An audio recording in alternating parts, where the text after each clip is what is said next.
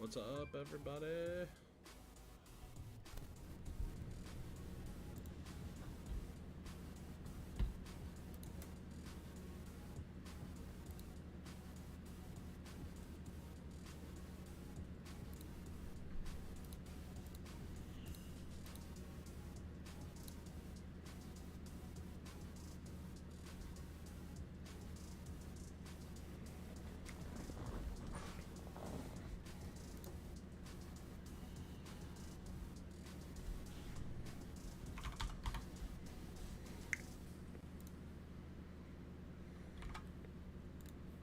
Oh, What's up? um, nothing much. I've had day off from work today, and that's pretty cool. That is cool. That is cool. I did not. I definitely worked today. Oh, my condolences. Do you want to introduce yourself to the streams since this is going to be on the internet forever and give your name and I don't know, whatever you feel like saying? Yeah, hi. I'm Fortuna. I live in what we call the year 2023 AD. A nuclear war has not happened yet. Just some information for the future historians listening to this forever internet stream. Sounds about right. Uh, Cool.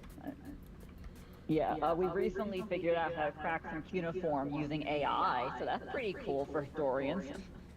Wait, crack what? What do we do? Uh, Cuneiform.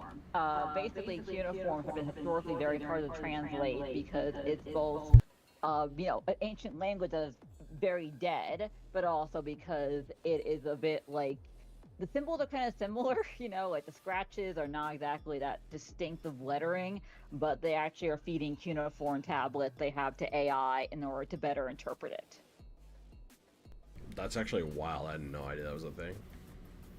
Yeah, I'm pretty excited. I really love Near Eastern history. Yeah, that's cool. So what's been on your mind? I've been getting a little bits of lambasted and lampooned for some of my relationship opinions, and really just dealt with in a lot of bad faith. So that's what I'm going to talk about later. I don't know if the individual I was debating with is going to actually come around. I did get a random ad on Discord, but I'm hoping even if they don't come on, I'm gonna at some point like go over what the conversation was. Whenever I'm done with this dungeon, if I haven't heard from him first. But what's up? What's up with you? What's on your mind? Yeah, are we currently being recorded now? Oh yeah, we're live. Okay, cool. Because I assumed that. I just want to double check that. Yeah. So honestly, I've been thinking a lot about like cancel culture and also a lot about like mass surveillance and how the two might intersect in not so great ways.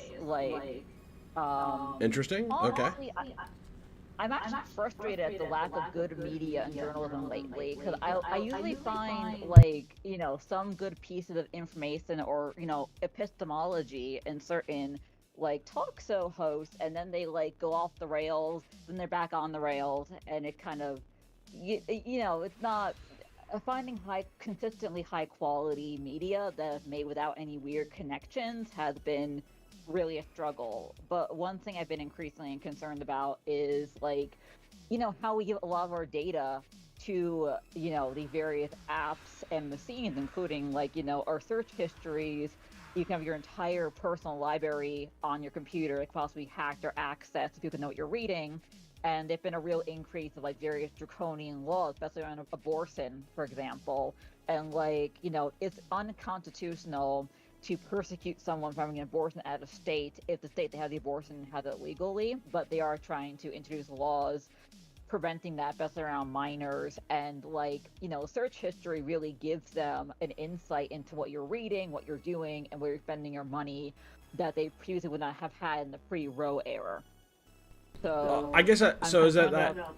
Is that like that's how they're tracing? Like you're trying to figure out where to go out of state to get an abortion, or like what state to go in, and then they're using that as like a data point to like trace people's behavior. Is that what you're getting at? Well, yes, and they can also trace basically anything. Like metadata is incredibly useful for anything you want to know. Basically, you can like use data surveillance to actually like track people. And I'm just getting a bit like concerned over that, especially if more things go digital. Like I actually found out that Taco Bell is actually trying to become like basically digital currency, credit card and debit card only transactions, and like. Okay, if Taco Bell does that, that could be the end of the world. I mean, yeah, it's gonna be more data points than it might otherwise be, but like, whatever. Taco Bell is kind of mid anyway. But like, it is concerning to become a bit of a trend, because then that makes any travel easily trackable. It makes your bank account prone to being frozen. Because let's say you have some debt that you can't pay, they can literally freeze your ability to get food at all, and you can't work around that. And that's pretty concerning, especially with a lot of debt. People in the country are in debt for medical reasons, for school reasons, and a lot with some pretty unreasonable interest rates, in my opinion. And it does concern me that it might be used unethically, or basically another way to access control over someone's life, so that if they are like negligent on their payments, they basically have their physical health and safety with access to food threatened if it goes beyond Taco Bell into, let's say, grocery stores or Target or things like that. Yeah, that's interesting. I don't think about that stuff like very often, just because I feel like we're already kind of doomed to the authoritarian hellscape of the digital future anyway. I think that's one of those that I've already just cashed the check on. It's over. I mean, the thing is that, like, I don't think it's over personally, or I don't think it's sustainable, but I do think that being aware of it can help us either A, negotiate a better one maybe, or B, fight back preemptively, or even create counter economies. I mean, there's been a lot of effort to create, I think it's called Agorist, AGORIST economies that, basically trade currency outside of the USD. There's community currencies. Like, there are ways to actually fight back and resist, but a big part of getting to that point where they are viable is to have a mass amount of people aware and concerned. I mean, I'm pretty sure there's a community currency where I live, but you need to get people to actually care about using it beyond just like, oh, cute local businesses. So I do think it is possible to resist it, especially if you live where there's, farms or access to food. Because if you have, friends who have land and you can farm that land effectively, like, that's much harder to get you to, let's say, starve because you have a debt to pay. Yeah. Yeah, interesting.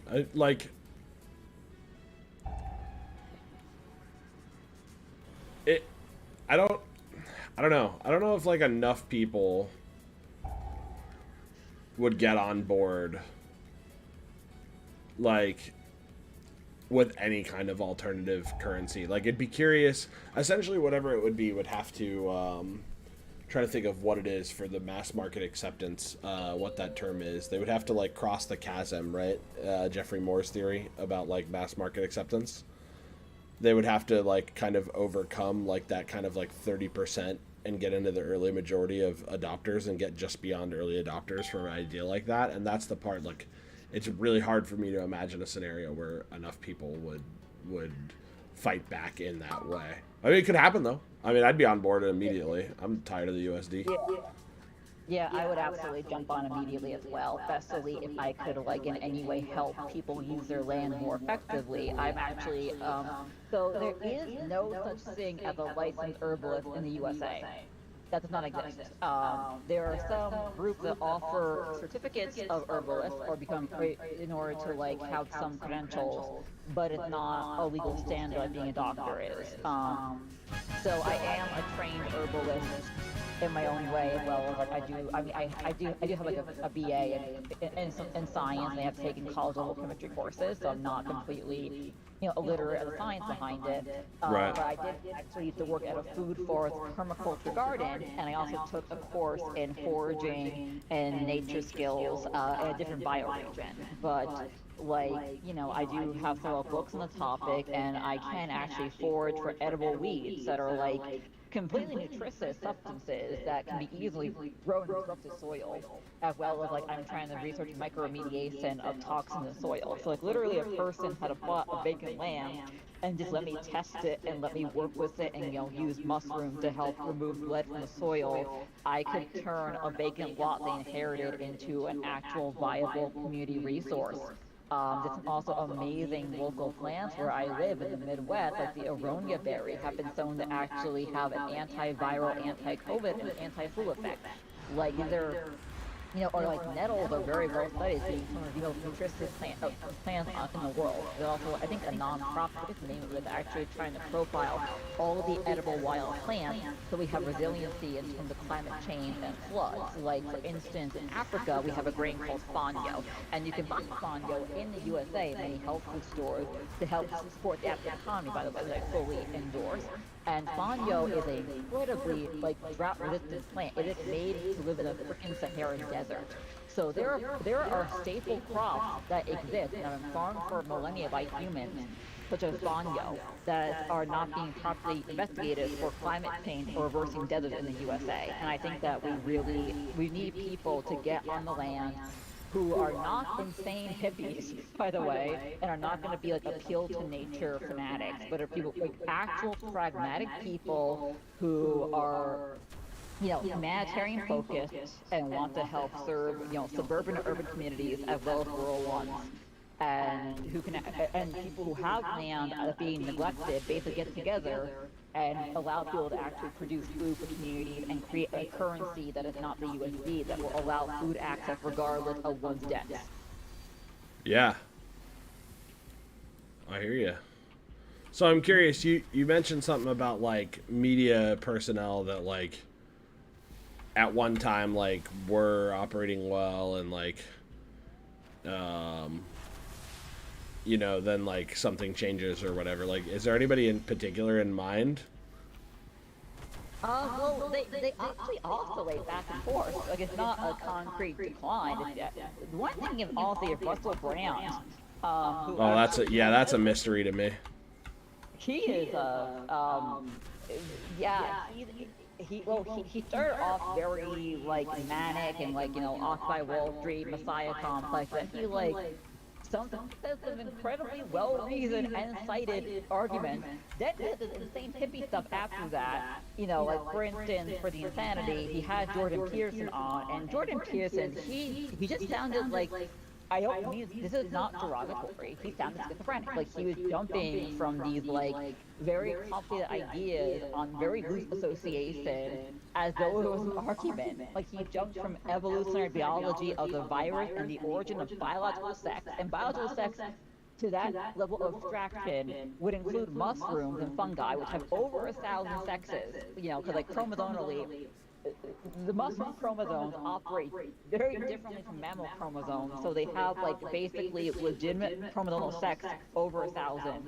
Like you can't make an argument about like an essentialized heterosexual complementarian version of sexuality using like chromosomal sex at that degree of evolutionary development, because you have to include mushrooms who are just an absolute like crazy orgiastic organism that is constantly producing the wildest genetic combinations you can imagine.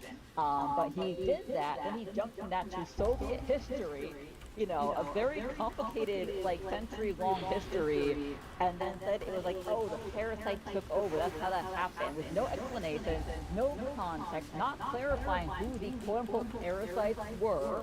And he started arguing about the quote-unquote sacred, at the time with sacred blood, asserted you're the sacred. He said so, trust me, bro. And then it was just like, and Russell Brand was like, yeah, this is the best thing I ever heard. And it was absolute, like, nonsense, where it felt bigoted, but I couldn't even pin down where exactly it would be bigoted. I mean, isn't that just him doing his usual, like, damn the postmodernist Marxists, even though original Marxists weren't postmodernists? Well, yes, but also he was making no argument. He was trying. A person trying to argue against postmodernism using Carl Jung is insane, because Carl Jung is somehow less reality-based than the postmodernists are. Like, yeah, he loves Carl Jung too. Yeah. It's actually weird, and it's like legitimately. I mean, I have a therapist I started seeing recently, and she told me, she's secular, she's modern, she's a new therapist, and she talked about how she is descended from the Freudian lineage. And I said, you know what? Freud had a lot of issues and a lot of scandal, but I appreciate that more than you being a Jungian. Because if you were a Jungian, we would have some real problems, and I would have some real concerns. True. Because Freud, he did many flaws and many scandals, and his idea of the Oedipus complex. I'm sorry, Lacan was also insane, and I don't buy the whole Lacanian revival of the Oedipus complex. I took classes psychoanalysis in college, as well as other various psychology and history of psychiatry classes as my major focus, and like. Carl Jung had a psychological break. He may have had a form of BID, and well, that's like okay. So like the humorous part of that to me, right, is that's basic.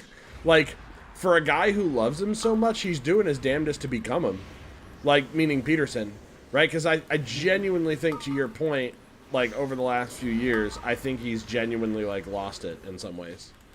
And I actually feel bad for the guy because I used to feel like he was kind of just, I disagreed with some things, but he was trying, and it was good faith. And he generally had his grips on reality. He just had some basic, philosophical differences that made sense of his positions. Now it's like he's easily tripped by just craziness and like he just doesn't seem to have 2 feet firmly planted on the earth anymore. Yeah, and he definitely isn't. And like, I mean, to give my absolute like best face, engagement with Peterson, like I would like to read the book Maps of Meaning. And I feel like if there's any book of his I would actually appreciate reading, it would be Maps of Meaning, which was written a few decades ago, because it seemed like that would be his most like sober attempt at trying to understand how humans create meaning. And Yeah, it's pretty cool. And the best, probably best argument. I mean, his rules for life. Honestly, I have a bunch of self-help books, and it's like, it could be a perfectly good self-help book, but I'm just like, do I need more? No. Yeah, and I think like understanding how Jordan got here, you have to actually understand the content of Maps of Meaning. I've never read it. I've just read like I blinked it on Blinkist. Got the general gist. Yeah, I also do wonder if his all-meat diet is possibly influencing him, which I actually have 2 friends who I really value and love who have gotten on the carnivore diet train. They're 2 neurodiverse women, and, I have a lot in common with them, and I love them dearly, but I'm personally not convinced because people need fiber and various there's a lot of nutrients that plants can give up. I know that plants have a lot of oxalates that can be anti-nutrient, but some plants like nettles have basically no oxalates. Like you can do an oxalate limited diet without going full carnivore. But Jordan Peterson has been really hyping the carnivore diet as being allegedly the only thing for him. And he also, I think he was a substance user of some variety as well. But yeah, no, I think that he definitely went from being a person who may have, I mean, he was at college at some point. Like, there was some point in his life where he was an undergrad and the teacher's like, yeah, you're preparing enough to do a passing grade too. So like, there's definitely a decline. I mean, he got a PhD, so like, it was more than that. Yeah, exactly. I mean, the thing, like his current state right now would not pass like a community college course. You know what I mean? Like, there's definitely there's a decline there for some reason, and he says a lot of things that are I think pretty disturbing because I gotta listen to him claim that we have biological sex to avoid parasites, referring to male and female, saying, oh, we don't have it, and the parasite will take over. It felt like. It felt like there were weird. It felt like I was listening to a person going to blame a minority group for some problems of why the quote-unquote parasite took over. And I'm just like, but he couldn't quite pin it down coherently. It felt like he was really anti-gay, but he just didn't get there logically. He's like a grandpa with dementia who is a Southern Baptist. Just kind of sad. Did you see the part where he got like, this went kind of viral, but he got like tripped up and He found a video on Twitter that he like retweeted of like that was clearly like porn of 3 dudes like lying down on a table getting like jerked off by a machine, and based on whoever, whoever tweeted it, just for the audience, like tweeted something to the effect of like implying it was something being done by like the Chinese Communist Party, and he just bought that like hook, line, and sinker. And it was like, bro, you have a PhD and you can't figure out that that's porn? Like, what? Yeah, and also it's like, people have no masochistic desires for a very long time. I mean, like, if you study clinical psychology, you have encountered masochism in clinical context. Right, yeah, of course. I think there've been other cases of people retweeting BDSM porn and saying it's Chinese torture dungeons. That has happened more than once. I mean, the Chinese government definitely has issues, and, I have friends who've been really diligently reading the updated, like, English translations of Chinese economic literature, and they are absolutely becoming progressively more and more neoliberal, and it is upsetting, but also, like, it does not mean that we have to believe every single picture that looks bad on the internet must be authentically evidence of human rights abuses, or not question why these environments look like sex dungeons, because, like, let's be real here, like, men many ejaculate sperm very easily, usually unintentionally, like, nocturnal emissions. Like, we do not need to milk them to get sperm for whatever fucking reason. It's just like, it's not. You can just, I didn't even think about that. You can just hook them up while they're sleeping. Problem solved. Yeah. Yeah, that's funny. Or just like pay men, of a variety to give their sperm, and you have it. You don't need to milk men for their sperm. That's not necessary. Honestly, tell me where to be and give me some free beef jerky. I'm in. Yeah, exactly. It's like, that's not, like, it is much harder to extract eggs than it is to extract sperm. It's like, it doesn't make material sense, like, China is not a cartoon villain. They do not do things because of evil. They're not exactly, they're complicated, to say the least, but, like, just because you are a political enemy of the USA or a, contentious ally does not mean you are a cartoon villain who is beyond all reason.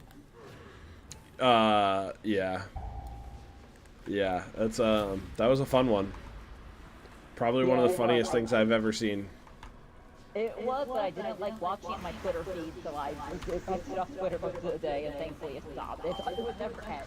I thought, like, okay, Twitter over, but then Elon Musk came and he really ended Twitter. So I was just gonna say, I think I was already like done with Twitter when that happened, so I only heard about it through, really the only media I'm on anymore is YouTube. And even then, that's getting frustrating in a lot of ways to even be in this space.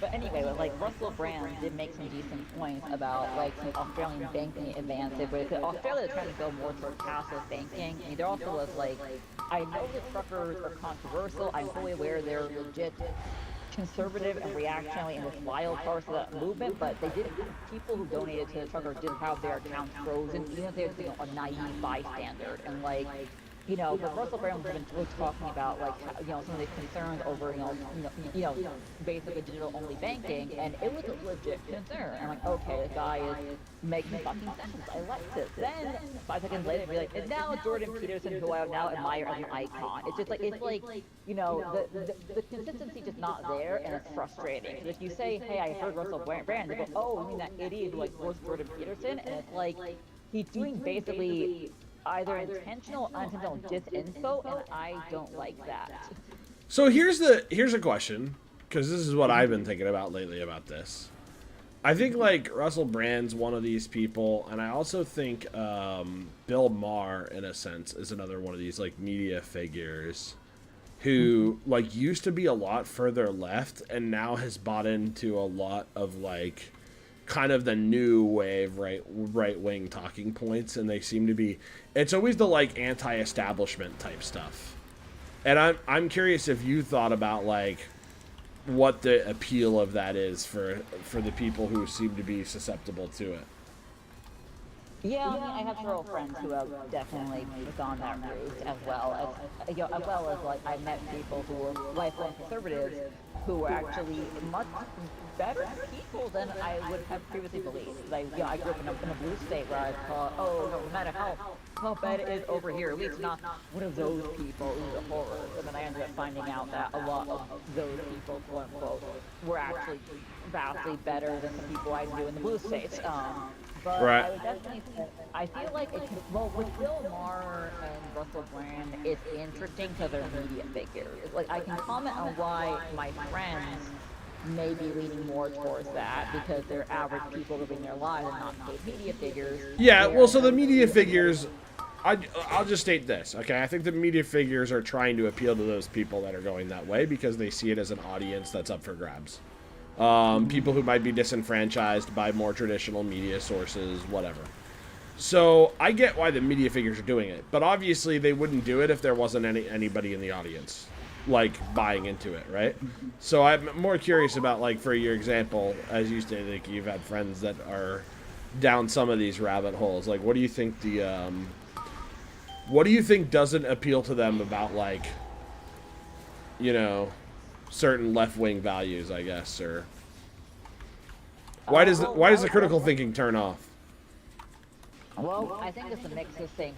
With media figures, two things. One, there are people like that organically lean that way. On the other hand, media figures do get paid to influence viewpoints. So, like, you know, a lot of people who may want to, you know, direct people to a certain way will want to invest money to try to nudge people who would otherwise not go a certain way towards going certain ways. I do want to also point that out. However, with my friends who I respect more than that, who actually I do think have critical thinking skills, like, it's just, they see a lot of, I think, completely reasonable issues with the left, especially in places like, let's say, Portland, Oregon, where, you know, particular versions of anarchism have actually led to pretty unstable social structures and an ideology that aren't actually serving the working people or people who are, you know, marginal, who are marginal and homeless. You know, it's like they've seen failures of allegedly leftist policies immediately in their own, like, you know, where all their friends live and their family lives, and, like, there's also a lot of really vicious cancel culture on the left. I mean, the right, you know, invented cancel culture as well. I mean, you know, the 1990s calls, they want their, like, conservative reaction back. You know, like, the definitely, like, you know, conservative Christians are definitely very into the media censoring, you know, nonsense. I mean, honestly, I think one of the better examples of a pipeline that's more sneaky would actually be the guy who did the So Spiritual videos. His name was, like, I think JP. He basically was a guy who made a bunch of new age, how to be spiritual parody videos. And then he, like, became, like, a bit more critical of some of the more overt hypocrisy of the left and began, you know, first it started with, like, some reasonable critiques.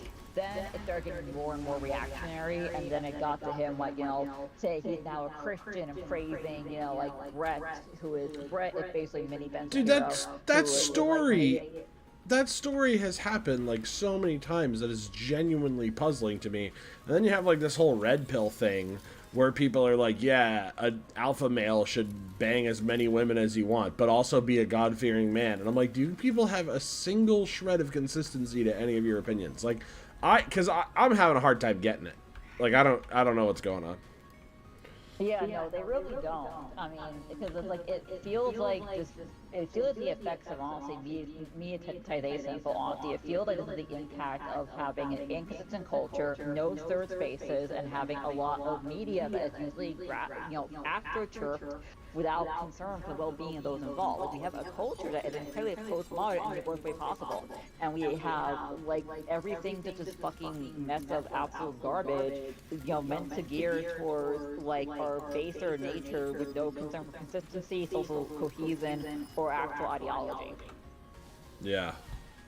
Like the alpha male red pill, like the Christian God-fearing alpha male saying, it's meant to appeal in a marketing type way to, like, you know, very, frankly, in that case, I would argue petty, because they're not doing it to self-actualize, they're doing it to have dominion over others. Like, the whole alpha male red pill thing, there is the implicit narrative of having dominion over the people the alpha male fucks, basically. There's a hierarchy there. Yeah, but there's, like, but, okay, sure, but, like, there's a surprising number of women buying into it, too. You know what I mean? Oh, there are. Yeah, it actually is, like, horrifying, because, like, there actually was there actually been some really disturbing online changes in certain people, especially people jumping from extremist to extremist. I mean, the women are kind of complicated because some of them are outright porn stars. Like, there are legit women on Twitter who have OnlyFans who are like, I am a true trad white woman, subscribe to my OnlyFans. Like, it's very clear they are doing, I think, a very dumb thing by trying to market themselves to some of the most likely to be violent men as a consumer base that exists, because they're really trying to market themselves to men who hate prostitutes as a prostitute. And maybe they'll get some money for it. I think it's dumb in the long term, especially because, there are men who stalk OnlyFans models, and you can fucking dox someone and, like, harass them in pretty scary fucking ways, and you're directly courting the absolute most, like, anti-woman, anti-sexual freedom people on the fucking planet. Like, good luck to you, you'll need it. But, Yeah. like, Yep. they're definitely, so the women who try to market themselves, and also women who might want the security of it. I mean, there's women who have bought into it in some degree, then later said, oh my god, I can't handle this, because they actually fucking learn, hey, it's not a sexy, fun kink that you get a hot alpha male that you like. This guy has actual real problems and can hurt you and can fucking kill you. The actual reality, there's a lot of, I mean, honestly, women are kind of, like, trained to, like, find violence in men to be sexually appealing. Like, Twilight, for instance, like, I mean, Edward as a character is, like, he's a fucking stalker. He's a fucking dead guy who stalks Bella, then impregnates her with a freaking, like, demonic creature that nearly kills her, but it's totally okay. And then Jacob imprints upon the monster, which is really weird and creepy. But, like, this was like sold to girls at being like, oh my god, so romantic. They also had the whole bodice ripper romance that been published for fucking ever. Like, they're probably doing, like, naughty, like, Gutenberg press editions of things like that back in the day. I wouldn't be surprised. I mean, there's definitely some really weird video manuscripts floating around that've been preserved. But, like, there's a lot of things that, like, eroticize, like, male violence. So women might interpret, like, actual major red flags as being, like, flirtation or sexy, or, oh, he's so alpha, that means he's going to, like, I don't know, like, fix the car properly or something like that. And then they actually realize, oh, these men are, like, steroid abusing bodybuilders who legit think I'm inferior and may actually kill me in a fit of rage, like fucking Sid Vicious. Oh my god. Like, it's probably what's going on there. Well, here's the funny thing is, like, I know why some males are getting attracted to this space, because, like, it's pretty straightforward. They're not getting laid, and, like, guys started to trend more nerdy and dad bods and online, and so then a lot of people followed that thing, and then they realized, I'm online, I've got a dad bod, and yet I'm still not attractive to women. And then this other new wave happens, and it's more of, like, this be the alpha, and there's actual hot chicks on these streams that are, like, perpetuating this, so it seems legit, right? Because all the people who are running these streams have a bunch of attractive females on their dais, and that makes it seem like something is, like, real going on here. And what's funny about that is, like, they're buying into, I actually think, like, I'm sort of, in a weird way, like, offering, like, the opposite opinion of the reason why, like, we're having this weird problem with relationships and why people are, not getting laid in their 20s has a whole lot to do with failed relationship models, and I'm talking about it from a different way. And their answer is, like, nah, we should go back to the old days where men control every decision that women make, and we should get back in the kitchen and let men be men. And it's like,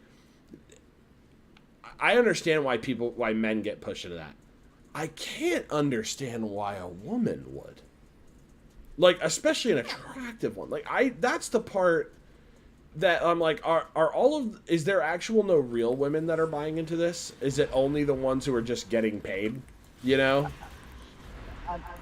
I mean, I have a different, like, experience of being a lesbian and being predominantly in lesbian culture in terms of right. dating. So I have that different background, and I mean, I've been to churches before that were more conservative because one, it was interesting sociologically, and two, the people there were actually not remotely as scary as. I mean, I experienced some of the absolute worst of the worst of some quote unquote progressive culture. There's some pretty scary figures actually on the left that have been allowed to operate. Like Susan Weed is an example of that one.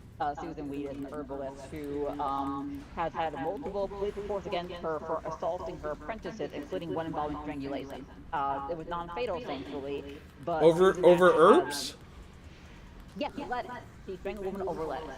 If you Yo. Google Susan Weed lettuce assault, that's SUSUN. There also is a woman posted on YouTube audio recording of Susan calling her voicemail, threatening her, claiming that to be a quote unquote Solomon's apprentice, he signed away all her legal rights and that being abused is part of it. And she claimed that being my apprentice is, and I quote, extra legal. And she alleged that if the woman filed legal charges against her, she would owe her at moment of filing $5,000 to cover her fees, and then told her give up now, basically. And it sounded like her 2 years ago, prior to the deep fake, explosion.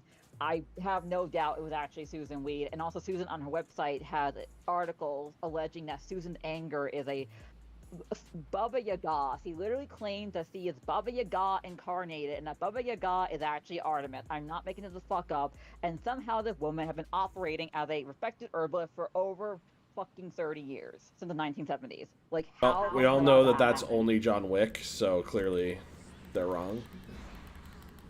Mm-hmm. Wait, John Wick is Baba Yaga? I'm confused. Yeah, did you? I mean, I guess you never saw the movie. No, I didn't. Yeah, he's referred to as the boogeyman, and like he's like taking down like the Russian mob, right? So.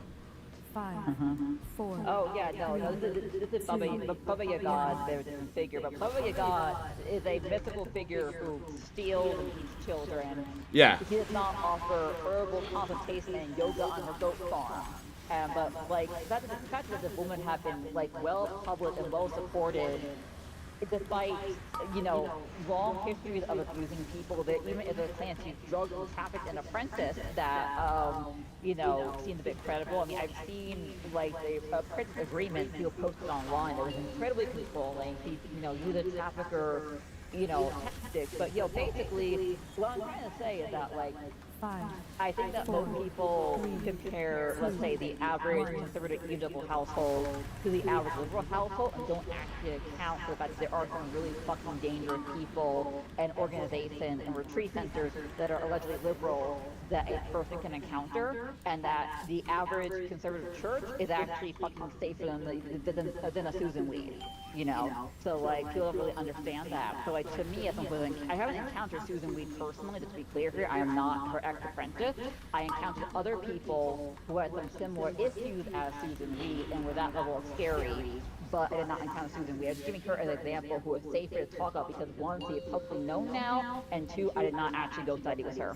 But basically, to me, it was actually much safer than what I've seen in other circumstances, even though it is pretty toxic. I mean, I think that like a lot of churches offer third spaces. Like in the town I live in currently, a lot of the third spaces and places to go socialize, meet new people that aren't, like super, pay for your dinner, are going to be churches, and that's a problem because people need social connection, people need community in all senses, and like if the only people offering that are like considered mega churches, people are going to go to them, and that's bad because they're going to fund all manner of God knows what fake ministries, what God knows what fake adoption trafficking schemes.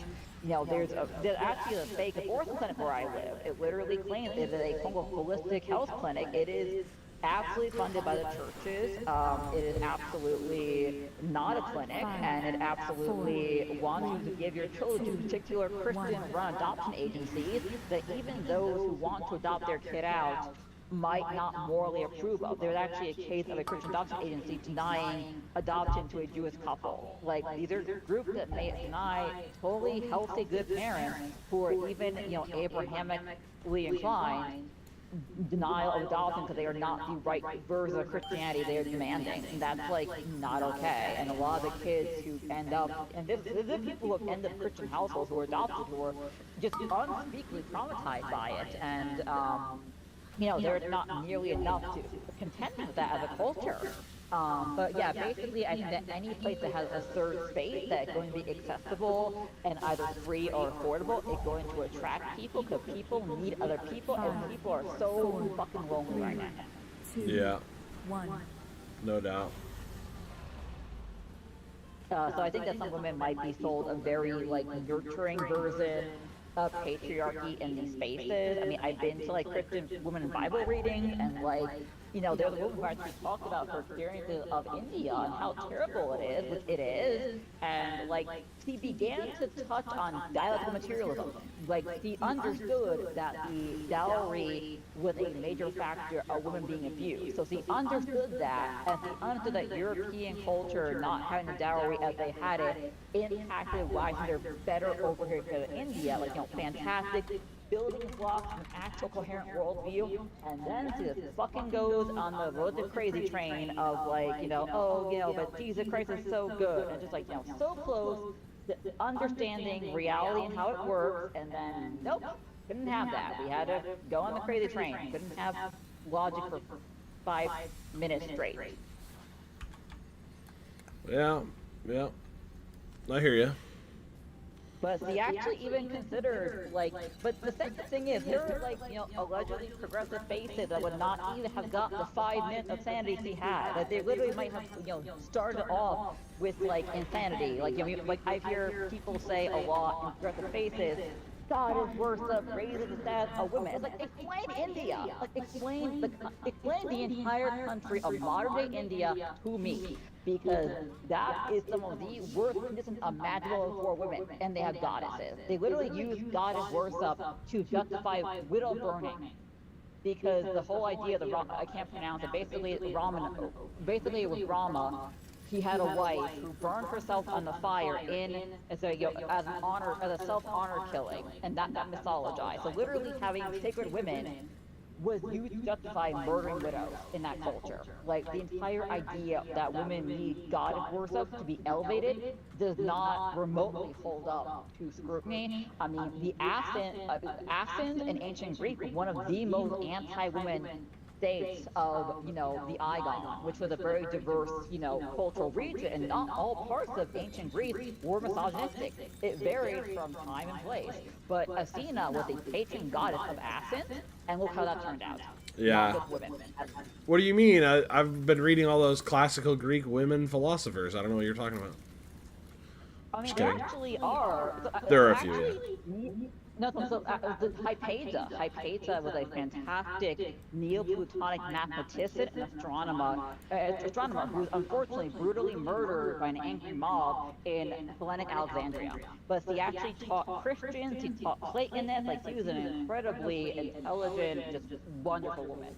And they rallied up against her, an angry mob, and murdered her violently, which is very sad. There actually was in the Neoplatonic school a lot of women influence and philosophers, because the daughters of the Academy of Alexandria would be taught Platonic philosophy, because basically Plato believed that in the Republic you need to educate women, because they thought that women, though confined to the home, need to be educated to have educated children. So they educated their daughters, and they were also involved in the academy. So there actually is a very rich and vibrant history of women philosophers in the Neoplatonic school from ancient Alexandria and that region and time. Yeah. Hold on, I'm trying to message this guy that wanted to debate me. Okay. I mean, yeah, it's a good conversation. People have to learn about, ancient Platonic philosophy and, how to, secure land to not starve, Not really a debate exactly, but I think it's still pretty productive. Yeah. But You yeah, have a one thing that always fascinates me is I feel like you and I operate a lot of similar like political philosophy, but in terms of like what we are paying attention to is so vastly different. Yeah, I would definitely agree. Like, I actually was recently at a lesbian festival in the woods, and there was a lot of relationship drama that happens there, but it was very different than like the hyper masculine relationship drama that occurred. And there also was like I can't believe I actually can't accept a reality where you're telling me there was a bunch of drama at a lesbian festival in the woods. Come on. It's like, no, I mean, honestly, I had the best time there at everyone else around me. And it's actually kind of interesting because I did not get laid, and I had the actual best time. I did not drink.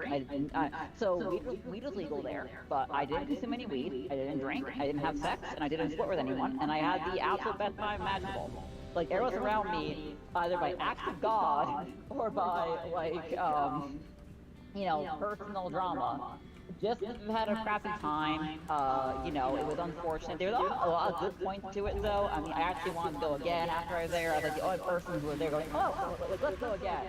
And like, someone actually got their tent flooded. So like, when I say act of God, I mean like, someone got their tent flooded. I actually think didn't have my tent flooded, and pretty cool.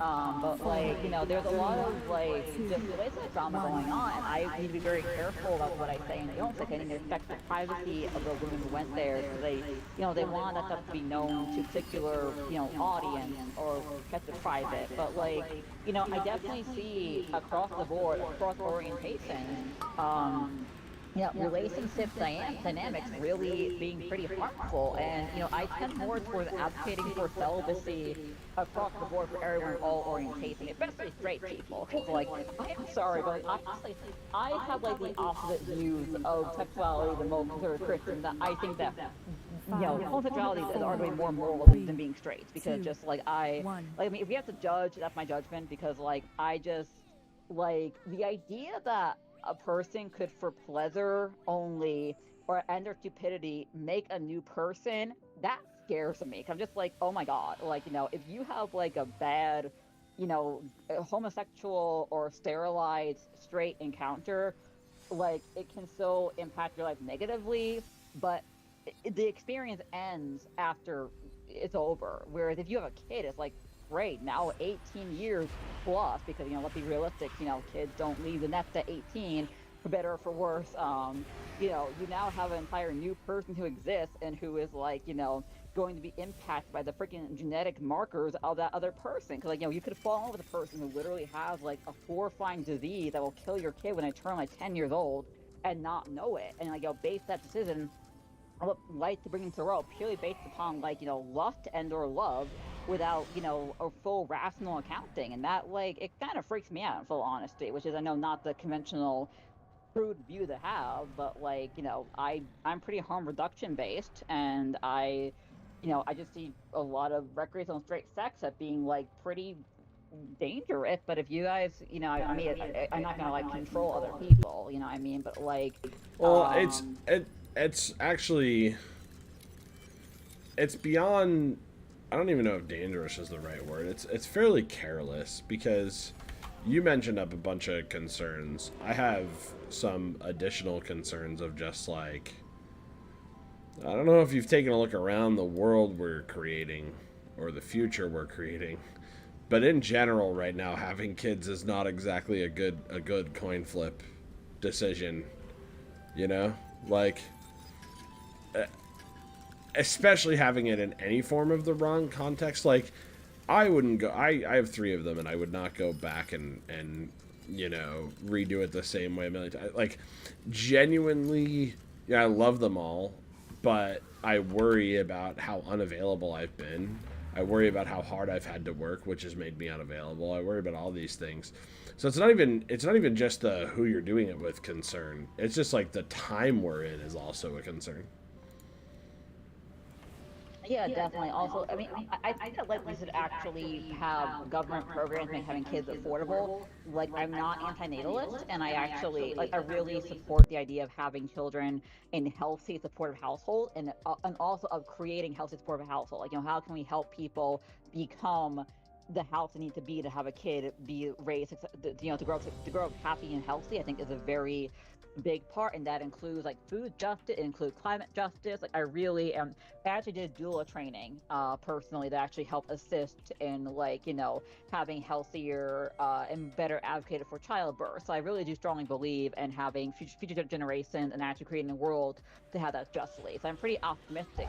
However, despite all my optimism, I am not a reckless pro-natalist, and I think that even Christians claiming to be very pro-life aren't either. I think that like we're all kidding ourselves as a society of all babies are all good. I mean, the 5, reality is 4, like a lot of kids 3, live 2, through horrifying 1. conditions, and we should be doing everything in our power to change that. And that like the idea that the people who claim to care about babies the most are like don't give a damn about the actual conditions that they live in because they think that we're all gonna die with like the rapture any fucking day now, is like disgusting. Like, where are the people who actually want to like create an optimistic future that can allow people to have children they can, that they can afford, not like price people out of having kids because the economy is so messed up, and actually like make a better world, who are not like a bunch of insane death cultists who like view childbirth 5, as being actual 4, punishment for the fall of 3, man.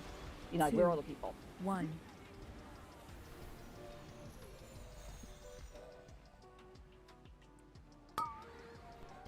Oh my god, I'm fighting a boss that I suck at so bad, and it just continues to kill me. It's very annoying.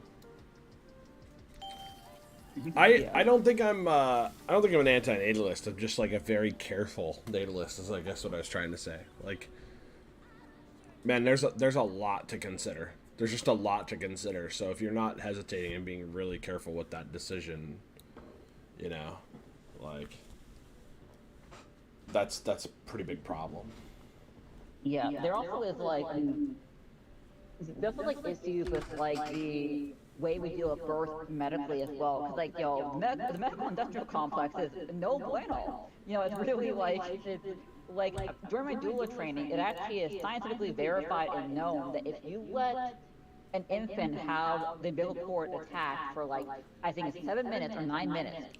Not talking like the insane, like multi-day thing, not that. I mean, just like under 15 minutes of having the cord attached post-birth will transfer to the child enough iron in their blood for a year. We know this. It is verified mainstream knowledge. And yet, you have to actually fight doctors and have a paid advocate in the fucking room with you to make sure the doctor can hold off for 15 fucking minutes to give your kid enough iron for their first year of life. Like, that is how incompetently disgusting our medical system is, or the fact that we make people give birth in the wrong position. Like, very few births, though there are some, I will say there are some births that might actually need this position, benefit from lying on your back because that is working against gravity. Birthing positions actually, there are less painful birthing positions as well as tactics used by midwives that are actually shown to reduce the pain of birth to make it happen easier. I didn't know that. Yeah, like there actually is a scarf technique. I can't pronounce the name of it for the R, used by Mexican midwives. That they'll teach it to anyone. They want you to learn it from them to help keep money in their communities. Which I respect the one to teach it. I usually I'm very pro free knowledge always. I think it's to be wide known knowledge, but I will respect that they want to keep the teaching of it to help fund their communities. But I think that people should take that course as much as possible, in order to get that knowledge out there, because it is vital. People are fucking dying right now. But like, there's always, or the fact like there actually is no medical reason to only eat ice during childbirth. That they actually debunked that. They actually found that eating during delivery helps you have a better delivery and helps you keep coherent and sane. So they actually are unnecessarily starving people in childbirth and then making choices that are going to impact their baby's health for the worse while they're in a state of distress and impaired judgment due to starvation if they haven't been eating for hours. Like, that is how disgusting childbirth has become. Or we can talk about the history of childbirth, where, like, midwives are not perfect, but I want to be fucking clear here. Like, I mean, look at Susan Wee. Okay, Susan Wee was it's not a midwife to my knowledge, but midwives may read her work. Okay, so to be clear here, this is not in any way a blanket endorsement of the hippies. They can be dangerous too. Like, use your reasoning, use good epistemology for all these people, and don't fall to a cult somewhere. And I'm definitely considering actually doing like urban classes that teach some of this knowledge in an urban way that is not a farm cult and that will not drug people, because it clearly needed, like, teaching and community support that to be accessible to people where they are and not sell them into, like, trying to go dangerous, like, off-grid, low self-interception locations that can be super fucking sketchy, and then pressing them to say they had a great time because both of one, sunk cost fallacy in the education money going down the drain, and two, community pressure to not ruin a amazing healer reputation. I heard the story so many times I don't believe. But like, the Kappa doula training is actually uses scientifically verified method, and they only have you teach and advocate for scientifically verified articles. So they really crack down very heavily on a lot of the alternative medicine, for better or for worse. But the history of midwifery is incredibly fascinating because, like, they really, like, the speculum is an absolute tool of torture. Like, the speculum was really designed to torture the body of enslaved black women, and they are trying to design gynecologists trying to actually design a new tool to do what the speculum does without the level of, like, pain and discomfort. Because it is an incredibly outdated tool. I mean, Google was a chainsaw that was originally made for you from real nightmares, where it's gynecology. There actually was a real pattern of doctors in the early modern medicine period actually dismissing any cleanliness of midwives as being, it's a superstitious cleansing ritual. And it actually took a woman called Dr. James. Well, people debate if the person was trans or not. I'll just say a person, just to be diplomatic. Basically, Dr. James Berry was born female and lived as a man because of possibly various reasons. One of the reasons of the possible various reasons was that he could not be trained in medicine if it's a person that's not described as a man. They were very defensive of being called a man in their adult year because they would lose their license to practice medicine if they found out, or other reasons as well. I mean, I'm not an all-biographer. I only read secondhand. I don't be the authority on a person's story. But basically, the person actually, as a gynecologist, basically brought in hand washing to gynecology. So it literally took an absolute renegade who disguised herself and her history to enter the field to teach doctors to wash their fucking hands before they touch the vagina. Like, yeah. That's what the field is like. Yeah, I knew about that. Yeah. So, like, but basically, like, there's I'm just, like, in horror of the state of our society because, like, we should have been able to, like, integrate. We should have been able to, like, interrogate and integrate various forms of alternative medicine to actually verify them or disprove them, or at least rank them from, like, the most dangerous to the most benign, or least harmful, because, like, let's be real here, like, there are certain things that are just fucking dangerous. I mean, like, there's something called, wet cupping, which is a Chinese medicine that involves literal bloodletting using cupping suction tools, which is fucking dangerous, to say the least, whereas, like, the other ones are basically a massage or a placebo effect. I mean, a person does, like, tapping, which is basically, like, tapping gently on your body in certain acupressure points while saying an affirmation. And sometimes you might dip your hand in like a flower essence, which is basically blessed alcohol, and you just put it on your hand and you say, oh, the flower fear is helping me feel better. Like, as long as you're still, learning how to reason well and you're seeing a therapist and there are other supports, like, it's not going to fucking hurt you that much, whereas, like, the blood cupping can actually kill you. So, like, just, like, actually, like, whereas, like, as a society, we have, like, segmented everything into either, here's the authoritative medicine versus all the other stuff that's either quackery, or alternatively, here's the God-fearing rebel patriot alternative medicine fighting the satanic doctors. Like, no, those are both fake paradigms. Like, it's all about the actual epistemology and evidence behind all these interventions. It doesn't care if it's alternative or not. It's purely based upon, does it fucking work and how can we know? Does that rant make sense? Yeah. No, fair enough. I got you. I was just catching up on, also trying to figure out where we're at with this other guest I was going to have tonight, but I think that he has decided that it's not worth engaging with me. So I want to go over this wild thing that happened in terms of my opinions on Facebook, which you can either stick around for or I can monologue. It's your call. Or I can share along with if you want to know what the drama's been on my Facebook page. Okay, I can stick around and listen and then come at the end. Sure, yeah. So basically, I shared a post that I've talked about a bunch on my show before that says what I mean when I say toxic monogamy culture. And it references a few specific ideas. Not all of them are, 100% like part of the problem or whatever, but basically the list is the normalization of jealousy as an indicator of love, the idea that a sufficiently intense love is enough to overcome any practical incompatibilities, the idea that you should meet your partner's every need, and if you don't, you're either inadequate or they're too needy, the idea that a sufficiently intense love should cause you to cease to be attracted to anyone else, the idea that commitment is synonymous with exclusivity, the idea that marriage and children are the only valid teleological justifications for being committed to a relationship, the idea that your insecurities are always your partner's responsibility to tiptoe around and never your responsibility to work on. That's a big one that I've talked about before. The idea that your value to a partner is directly proportional to the amount of time and energy they spend on you, and it is in a zero-sum competition with everything else they value in life. And the idea that being of value to a partner should always make up a large chunk of how you value yourself. So I've shared this post a number of times. Basically, I just shared it with this one should get shared weekly because I think it's something that is kind of unique to how I talk about it.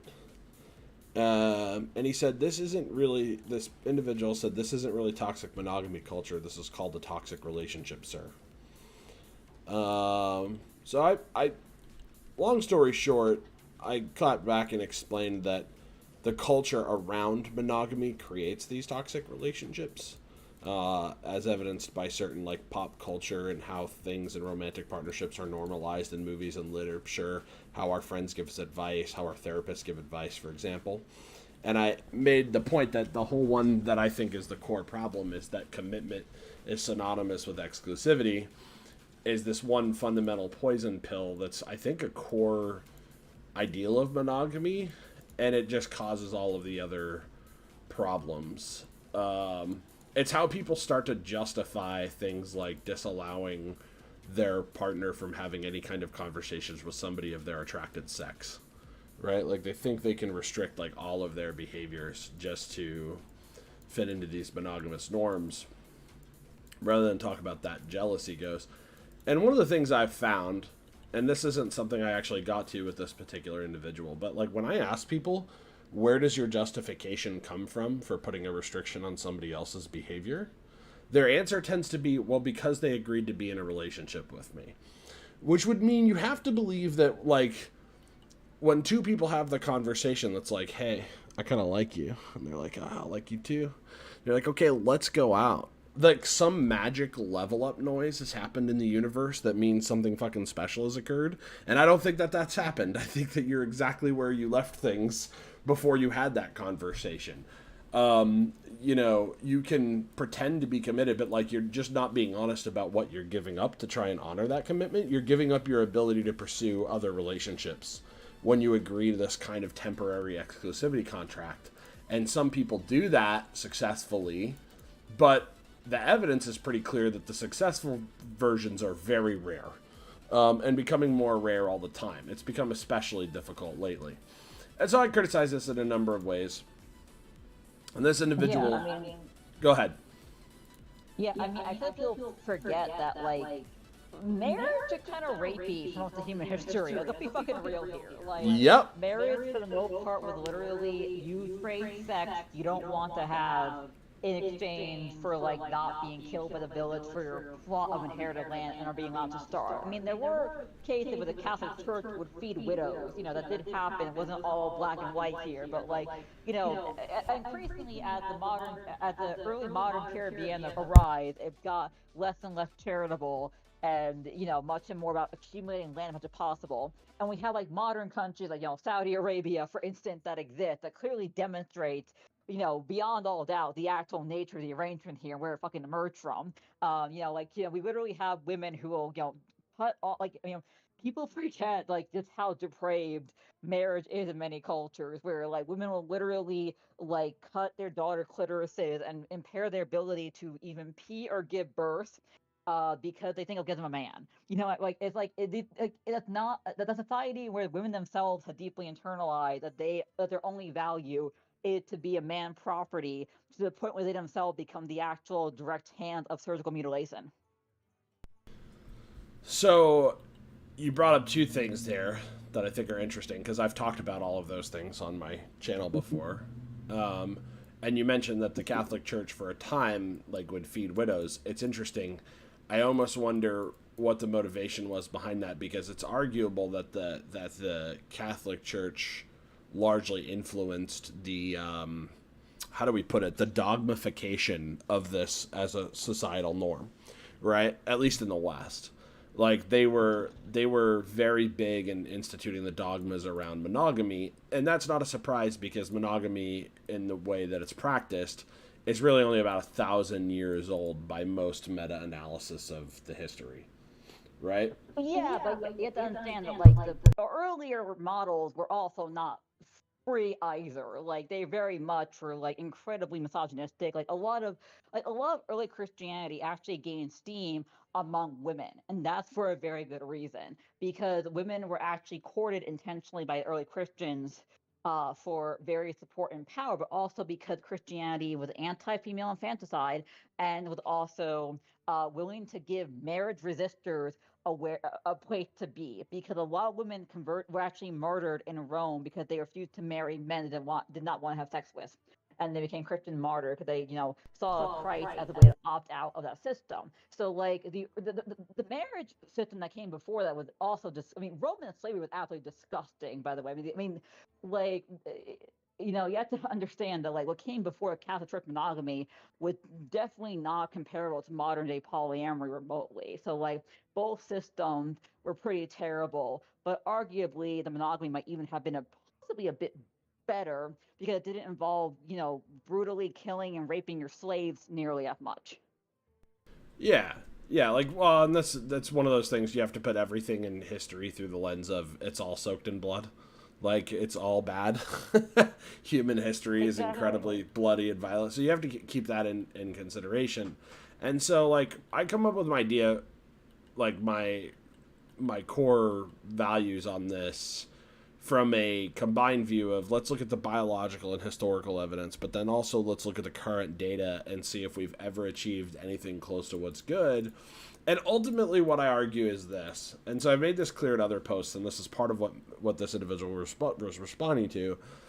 Basically what I say is the escalator style of monogamous commitment has failed us, and it's accelerated its failure because of the way social media isolates us from other potential suitors. Because we tend to double down and stay in toxic relationships for longer for fear of the difficulty of trying to find a new one. And that's understandable because people are getting lonelier and lonelier. And I think this is a product of when you're early on in a relationship, you're expected to like commit right away nowadays, like to like everything. And you don't have the ability to keep yourself on the market, quote unquote.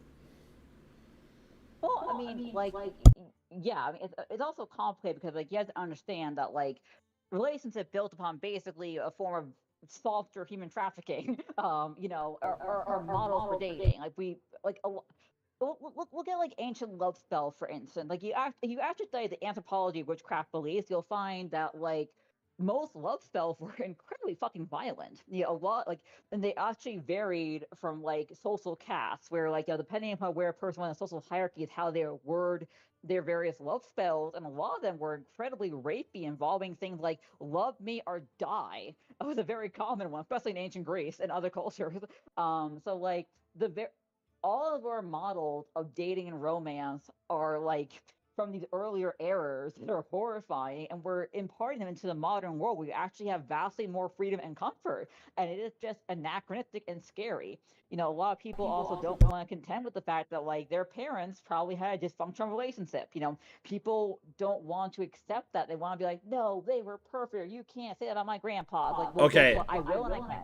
Perfect. So that's funny because that's the very next point that I make, is that this type of escalator style relationship and having the wrong model of what a successful relationship should be is also part of what explains our breakdown of a lot of other familial bonds. I make the argument in one of my videos that the term romance is pretty bankrupt philosophically. If you don't have love in your friendships and your other family relationships, which is really all like the word romance tends to mean when you strip it down to the to the Ironsides, right? We just have various ways of expressing it, and obviously we avoid the sexual one with family, or at least tend to. We should. I look at that and say, if you're lacking romance in your friendships and your other familial relationships, like that's a problem too. Like you should be able to express love as freely as you want to, within reason. And so all this is to say, this is what I'm setting up. Basically, this person's core criticism of me is that I don't understand that this is a preference that people can have. Because I make the argument that, number one, it's clear that they actually don't prefer it from the data. I think, in general, as long as you give somebody enough time, they will demonstrate behavior along the way that shows that they don't prefer to be in monogamy. They're just going along with the social norm. And that, overall, there's a vast amount of harm because monogamy is so socially enforced, and especially in the ways that it's socially enforced. Like, you post something about like quote unquote cheaters getting what they deserve, and it is the easiest way to popularize a TikTok video. Like we have this culture that's like, yeah, somebody cheated on you, that justifies virtually everything short of murder in people's minds. And so that's a pretty scary social enforcement mechanism against this thing. Without revealing anything, I'll give you a background. Like obviously I'm in a polyamorous relationship, so I put my cards on the table about that. There was at one point where I had an opportunity to have a sexual relationship with a woman, but she was married, and she wanted to keep it on the down low. And like, I happen to know that her significant other is like a conservative and has lots of guns. And I'm like, no chance. There is a non-zero chance that doesn't end up with me dead. I could end up dead just because you even talked to me about it. Because that's how crazy people get about this. You know what I mean? Yeah, I mean, cheating is the thing. Like, cheating has a lot of risk to it that can involve both, creation of extramarital, children that can impact legal inheritance as well as like, STD risk. Because like you can literally get. There's actually a lot of women out there who have gotten like horrifying STD because their partner was, basically closeted bisexual or gay and would have high risk sex with men, not tell them, then they get infected by it. Like actually some of the higher, like I think the highest ratio of I think the population that the highest HIV is actually heterosexual Black women right now, to my current understanding, or it was a few years ago, because it's people typically blame this for that, but like it just there's a lot of risk to cheating that actually do make it legitimately a very negative practice, especially because like you need to know your STD risk and who you're engaging with. For me personally, I'm currently celibate. I have I have physiological and psychological health issues that create horrifying flashbacks whenever I try to engage in that way, that basically make it contraindicated for me to be in a relationship at the time. So like I have actually a lot of friends who are asexual or committed to be basically voluntary celibate. So like I come from an angle where like my argument for this is actually to have less sex in general and have more platonic relationality instead. So where you tend to go more towards like polyamory and sexual liberation, I go more towards increased celibacy and increased acceptance for the people not dating. Hold on though, because that's not actually what I do. And this is my point that I've been trying to make. I use the word monogamy regularly on my Facebook, but I'm glad that you brought that up. because I care more about the close, deep, meaningful relationships where somebody can have emotional expressions of love and that kind of thing with people that they're attracted to and be honest about their attraction to them and not at all about the sex. I think that for all of the risks that you mentioned, cheating is very bad. And that's why I think you have to have like more open and honest discussion in relationships for them to actually be healthy and well functioned, right? The STD risks are massive. I'm kind of weirdly lucky in a sense in terms of the poly community because I'm on the ace spectrum, right? Like I'm demisexual. I'm not gonna generally get sexually involved with somebody unless I feel extremely comfortable with them, and sometimes it can take months or years, you know. So that's kind of like my thing on it, and by then I will have a close enough relationship with them to find out what the risks are, and we can be realistic with each other, so on and so forth. So that's kind of like the one piece of it. What I care more about is the relationship model because you're kidding yourself if you don't think the typical monogamy thing. Most people actually care less about the sexual restrictions and more about the don't give any of your significant romantic energy, time, or value considerations to anybody else that you might be attracted to because they're afraid that they're going to lose a long-term partner for um, really it comes down to economic concerns usually, I think. You know? Like they don't want to lose somebody that they're considering splitting property and fiscal responsibilities with. And so they double down on these kinds of like behavior restrictions and violations of somebody else's autonomy that they think they're justified in putting on their partner because they've agreed to monogamy, and they'll people will come up with crazy reasonings and agree to crazy asks in order to make their relationship securely, or at least believe that their relationship is now securely exclusive. You know? Yeah, definitely. It's like, yeah, it's also like they might also lose social credit because they go kind of like they might be told, oh, God doesn't bless your marriage if that happened, or things like that, or it might be told, oh, you have to stay with him no matter what.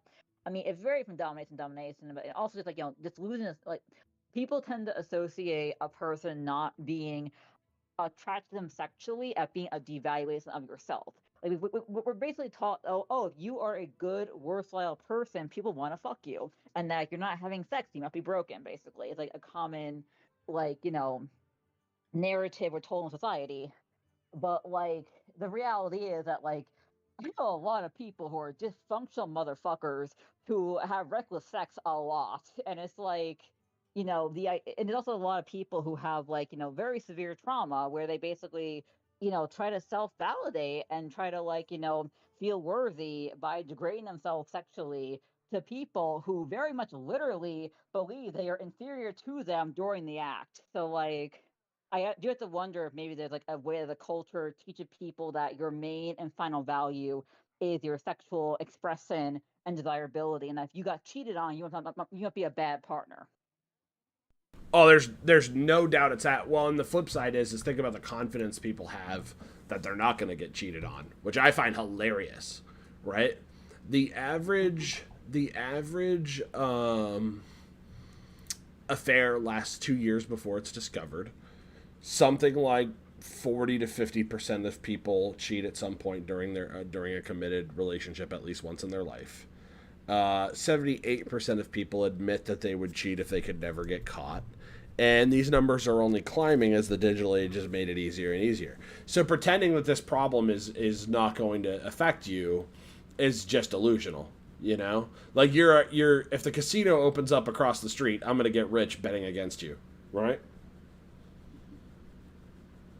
Yeah, I mean, also it's like, it's also like the other way to be have sexual issue beyond just cheating and well I mean like your partner can begin consuming incredibly unethical or disturbing pornography, for example. Like you can literally like some people might also consider a partner watching porn be a form of cheating or betrayal, especially if the pornography is like in some way fetishizing or possibly dangerous and fetishization of certain people a partner may know or may belong to certain groups of.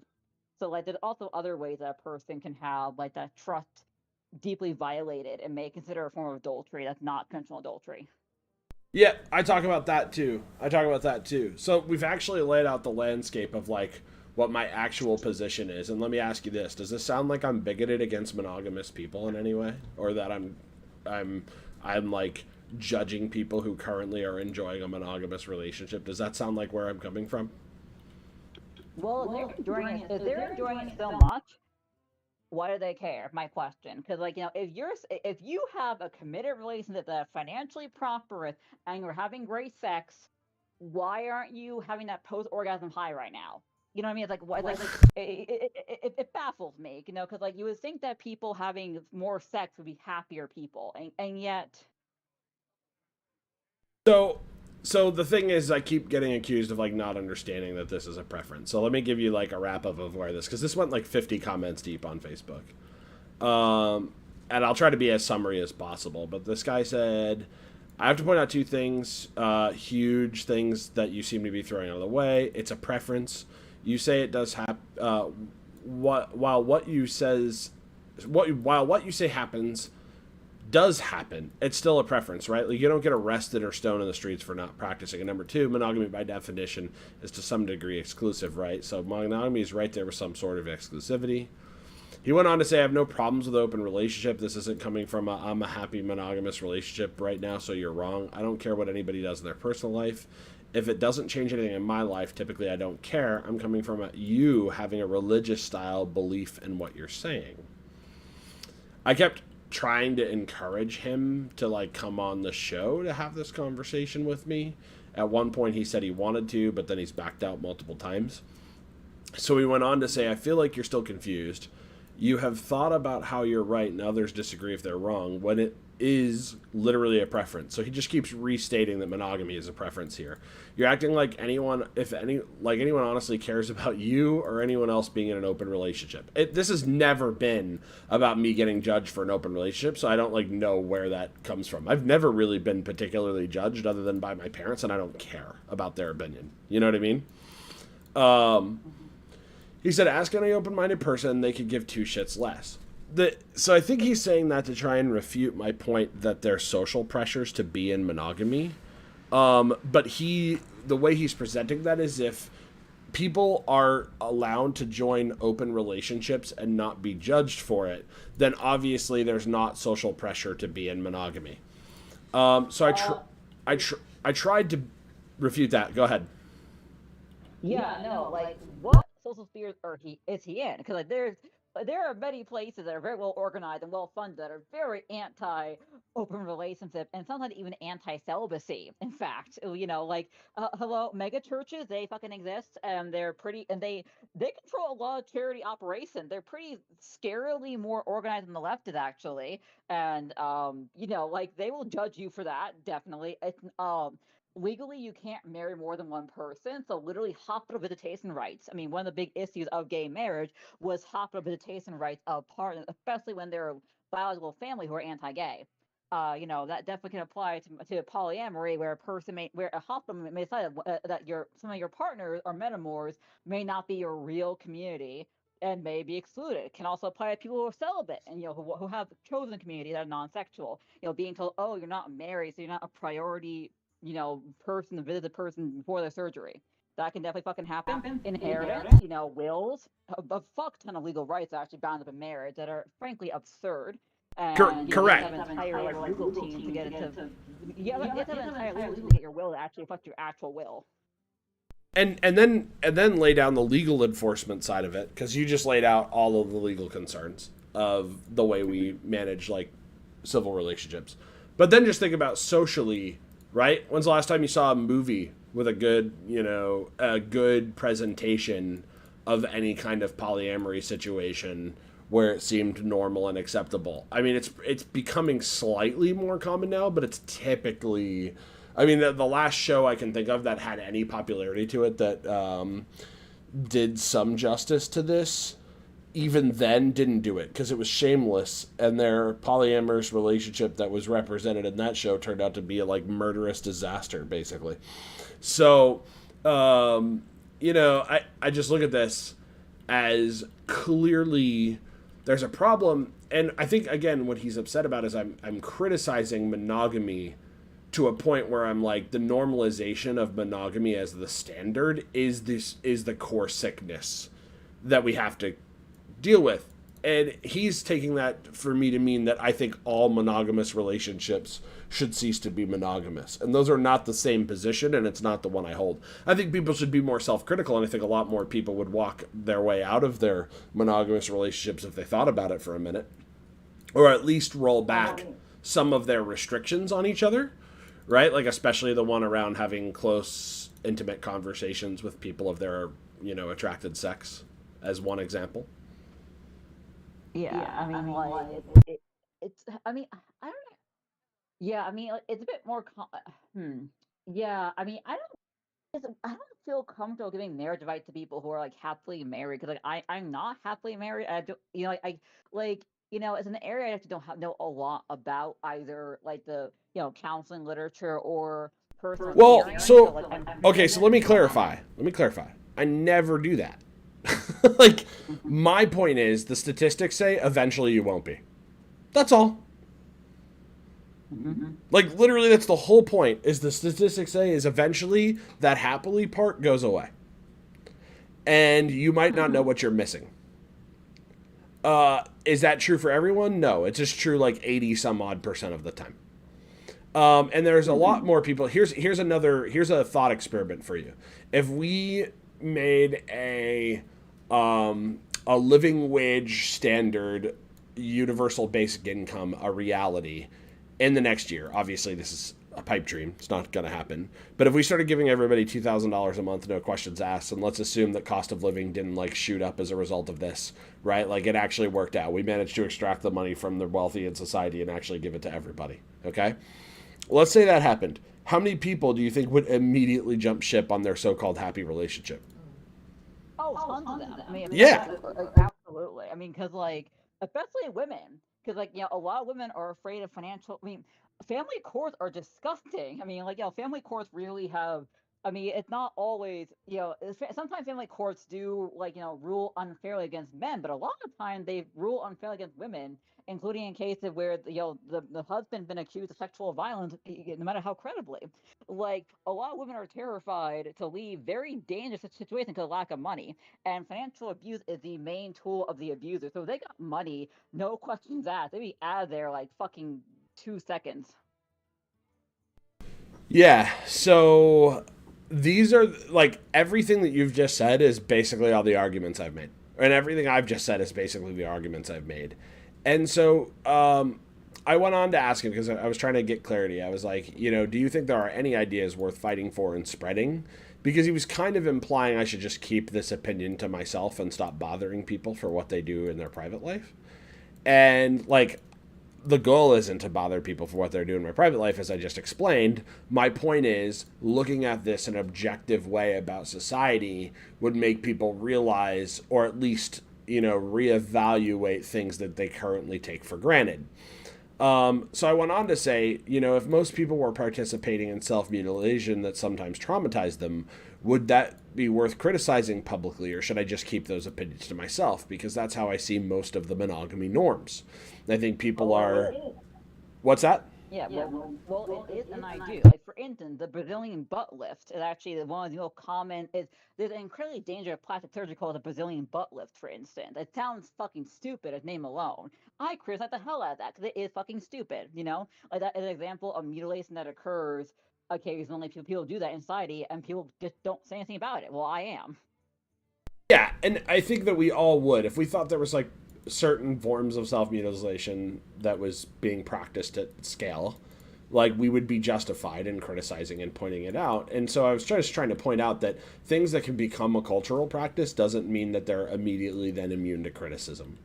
He defended that by saying self-mutilation is a norm. Tats and piercings are literally that. And from an institutional standpoint, masturbation is considered self-mutilation. So I had to then explain that he's on purpose, like at this point, almost dealing in bad faith and misrepresenting what I'm saying. I obviously realize that certain forms of self-mutilation mutilation are perfectly fine, right? I'm trying to give the example of if I thought it reached a certain level of harm, then it would be worthy of criticism. And he, this is the funny part. He said, I for one agree that marriage is kind of stupid, and I bet you half my shit we are together forever. Nah, not for me. And then he said that he would embarrass me if he came on in front of my people, and that I'm making the argument that monogamy is wrong, and I don't practice it, so that means I'm right. I've never said that the reason why I'm right about monogamy being flawed is because I don't practice it. I've made the point of, I've given a million other reasons why, right?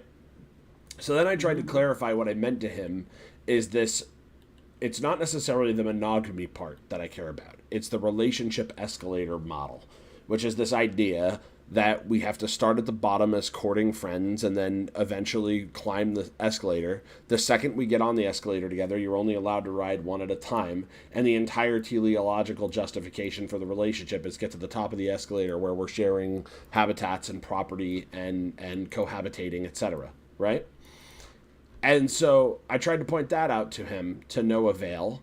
And then he went on to say that you also said exclusivity is synonymous with monogamy or some nonsense. Let me get the definition because it kind of is. And he said, oh, sorry, it was commitment. And that kind of falls in the same.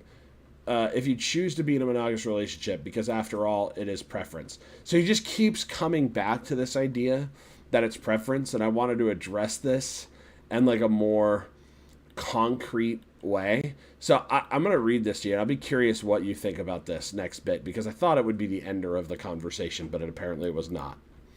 I said, what I meant regarding self-mutilation is that when we use terms in their colloquial sense, we eliminate edge cases to the extent that masturbation is included in that. I think that 99.9% of people masturbating are doing it without harm to themselves. Same is true for piercing and tattoos. It's obvious that I care more about the ones who harm themselves. So when I said if everyone was, I was implying mutilation to a point of self-harm. This is how I see escalator-style monogamy. I think that it's harmful because of the notion that commitment is synonymous with exclusivity. You think that's an absolutely necessary part of monogamy that is problematic. I actually agree. It kind of definitionally requires for monogamy to exist, insofar as we imagine it to exist, that one be exclusive, at least with sex. But it's not as simple on paper as it seems. Everyone draws their lines differently in terms of what must remain exclusive. Some take their exclusivity contracts so far as to ban having opposite-sex friends. My point is that if you think that's an unjustified restriction on someone's behavior, maybe all restrictions on someone else's behavior in this type of partnership are unjustified. You just want it because of your own insecurities, and I think that the consequences on someone else can be pretty damning. You are also blind to what you yourself are missing from the benefits of letting go of this silly emotional immaturity problem. Life is better, more honest, and more free when you can tell anyone how you actually feel and not have to pretend you don't for some contract that everyone else insists and enforces the idea is good for you. If I could bring up an analogous kind of example, let's talk about unhealthy foods loaded with sat fats, added sugars, and added sodium. You might say, it's my preference to eat these things. In the context of our society now, sure, it's your preference, but there are various external pressures that make it wildly difficult to avoid eating them. Your mind has a way of convincing you that it's your preference, but if you lived in a society where it wasn't the norm, it probably wouldn't be because biologically that shit is poison. I'm arguing in the same way against culturally enforced monogamy. You can look at other cultures unaffected by Western culture and the biological history of apes like ourselves and see that it's clear we made a cultural choice to arrange ourselves this way and doubled and tripled down on the taboos against cheating over time. Cultures that don't have the desire, we don't tend to find this obsession with monogamy. It's a holdover from Abrahamic religion, economic power centralization, and patriarchy. You can keep trying to just state that I'm the idiot here, but with each sentence you demonstrate that it's actually you who knows nothing about this. You're just stating your preference and insisting that it must be protected from criticism, and you yourself don't even know the history of influences that led it to being your preference. Another important point, since you don't think I cover anything else but this in my work, if you believe in any kind of supernatural beliefs or the concept of libertarian free will, this part of my philosophy work won't make any sense to you. I'm a strict materialist and hard determinist, this view heavily informed by both of those philosophical positions. I suspect you believe humans have free will, which is the easiest falsehood to debunk. I would encourage you to dive into that. People who hold this view tend to not look too deeply into motivation, system of incentives, and cultural norms and pressures because they think most of human behavior comes down to choice. And I think none of it does. That could be our gap here. That's why I keep saying I'd love to have you on the show tonight, so we can stop being limited by what we can type and have this conversation for real. There's only like 10 people in my audience, so you can't lose much. And you can verify that I've always been charitable and kind to guests, even those who I vehemently disagree with. I won't interrupt you. I'll let you get full points out. But I think you might find, if you have an actual conversation with me about this off of Facebook, where we are incentivized to behave in certain toxic ways and limited by keystrokes, you will find that I'm not some bigot trying to tell people they are wrong for their choices. It's quite deep. So I'm just curious about, that was my attempt to shut down the conversation. Was there anything in there that you took issue with? No, not really. It sounds absolutely sensible. I mean, I feel the same way because, like, a lot of social media platforms are designed pretty maliciously. I mean, like, Facebook is not, we are not the, client of Facebook. We are the product. Like, these, like, people need to understand that, like, these social media, they run on ads. They run on ad money, grant, and possibly even dark money. And the more you click, for whatever reason, the more money they get because that's more engagement. Like, they are not designed for your actual human flourishing. They are designed to get you addicted to the Facebook over actual reality. Yeah. Well, and I mean, like, even the stuff I said about monogamy, like, it goes on for another, like, 20 or so comments, because at that point, he just didn't engage with any of the points. Like, after that point, it becomes straight up bad faith, or just him not understanding my actual argument. My whole point is that, there's this model of relationships that we've agreed to that is causing a lot of people harm. That's it. Like, Yeah, there are. Doesn't mean somebody's probably not happy with their partner. Of course they are. Of course they are. I hope it stays that way. Genuinely. I wish them no ill will. But the statistics show eventually the gas runs out on that. And I'm trying to figure out why. Like, the whole core problem I tried to solve with my relationship series, and just so you understand of, like, the origin of this, and I've talked about this before, but I think it's kind of interesting. I look at the fact that we have, like, there are surveys that show that people have the least amount of close friends that they could rely on for a place to stay if they ever found themselves, like, in a natural disaster or homeless, than ever before. Like, people used to answer 4 to 5 to that question, then it went down to 2 to 3. Now it's like 1 or less than 1 on average. People, we know the stats on actual, like, romantic partnerships and live-in relationships are at an all-time worst, right? Like, they're lasting the least amount. Something like 90% of couples that get together in their 20s, when you're at your prime for reproductive fitness, etc., it's not working out. People are splitting up. They're not getting together. That creates all kinds of problems with kids, and especially because our social structures are already still organized around the nuclear family, that makes the difficulty for kids where that breaks down even worse, right? Oh yeah. Also, like, there's also, like, ways that it even makes, like, living alone very difficult if you don't have any kids either. Like, for instance, I wanted to buy a farm there back in my old state. Because I wanted to help local farmers. I wanted good produce. Like, neutral thing. They literally only had farm fairs for, like, 3 people households minimum, and I'm just like, I don't fucking need this much food, and I want. But they're like, oh, sorry, can't help you. So it literally, like, it prevented money from going into small farms and people from getting good direct food because they were so reliant on the system of 3 family households. Yep. Yeah, exactly. So, like, I tried to, like, take a look at that and say, what can I learn from the state of affairs here? Like, I tried to look at that and try to figure out, why are we getting worse, not better? And here's what makes that picture even crazier, and I think this is something you'll definitely vibe with me on based on our previous chats. Like, we spend a lot of money on therapy, primarily focused around relationships and having better relationships. And even with all that money spent and having shows and entire bookshelves at the bookstore, we're getting worse, not better. And this is over a period of like 50 years where we've really made this the central focus of a lot of things in our culture. And so I look at that and I say, why? What is the reason that we're getting worse, not better? And is there anything that we could do to reverse the trend? And that's where I come up with, maybe maybe, just maybe, we have the wrong model of relationships from the jump.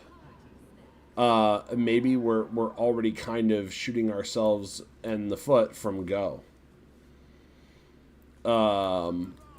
And that's why the advice doesn't work, because it's being applied to a model that has a goal in mind that's a false goal that can't ever be reached, right? It's like an unreachable ideal. I don't know if that makes sense. I think there are like multiple factors at play. Like, no more third space. I mean, you have to understand, like, people get to let teenagers roam freely and get jobs and actually be mini adults, basically. Then it's like, honestly, the serial killer panic of the 1980s really ruined that, because it went from like, my neighbor is my friend, go local sports team, to your neighbor is the son of Sam, run and hide. So, That's a good point. I've never thought about that part of it, but that's another one that I tend to criticize, is people are overly afraid of a threat that's not really an actual presence in their life, and even if it was, it's not something they could prevent anyway. okay, but like, my neighbor actually was son of Sam, though. I literally grew up next to the killing site where that used to happen. They actually found animal remains into Well, that's into like 2000s. that is My tragically unlucky. That's tragically unlucky. Yeah, I used to like play in the parks there because it was after the initial killings happened. It was only animal remains they found after that. But like, I was talking to like a peer support person about, oh yeah, I'm gonna get flat at the Son of Sam killing site. And I was like, holy fuck! Like, I actually terrified a woman who literally does peer support for people who have mental health issues for like over a decade, because I nonchalantly talked to her having that a memory. So it's always a good story. Yeah, that's wild. Yeah. But like, the serial killers in general, they usually always have very interesting autobiography, especially the fucking Manson family. That's a whole interesting rabbit hole to go down. But basically, like, American society really got way more atomized and fearful, because it went from your neighbor could be a bit misguided but generally okay, to like all this fear and hype. That's very there. There is also, real estate became fucking out of control. Because a lot of people can't leave their parents' home. Like, it is not sexy to fuck next to your grandpa. You know what I mean? Like, if people who are young can't go and get a studio apartment easily, it kind of puts a damper on a lot of life goals. They look like, unappealing partners. You know, because we really turn real estate into an investment and not a, like, basic fucking human need for society to operate. And it really has been costing society pretty dearly.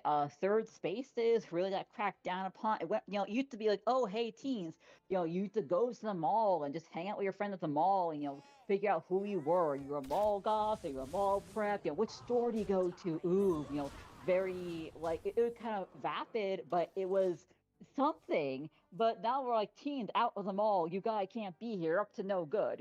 So basically took away teen social. We took away society in general. We took the mall away. We are overcharging for any recreation, so people can't afford to go skating or something like that. People can't afford to go get a skateboard. People can't afford the injuries of a skateboard. They do get injured because fucking thorn price is being out of control. Like, we basically have outpriced ourselves from fucking living. Sorry for cursing so much, just for emphasis. We outpriced ourselves from living, and now people are like isolated and sad and cornered, and it's really depressing, but it definitely is impacting our lives. I mean, I think they're also a major issue of a lot of quacks in the field of psychology. I mean, for a person's self-help book could have a fucking Susan Weed book on there, and probably does. They are in any way inclined towards herbalism or women's health or goddess worship.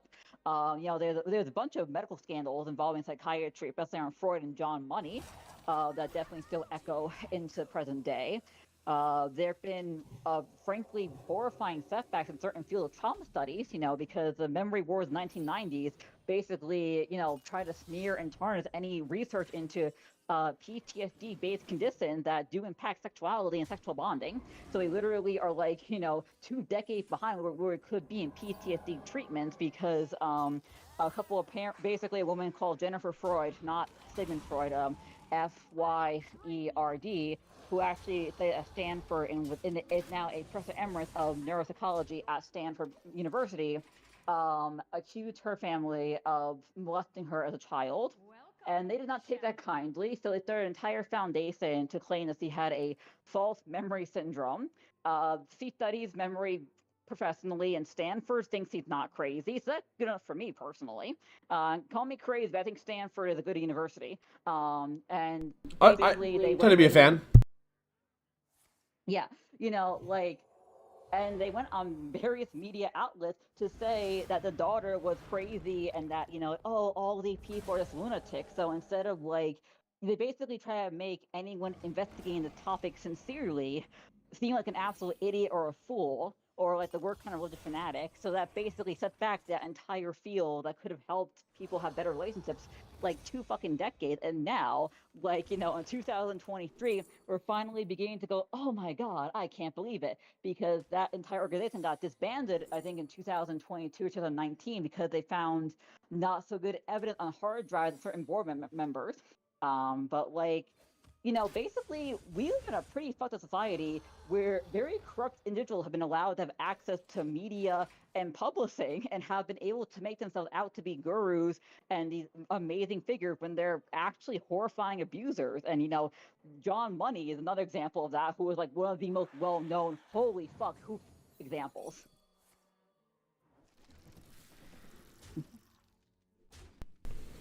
Yeah.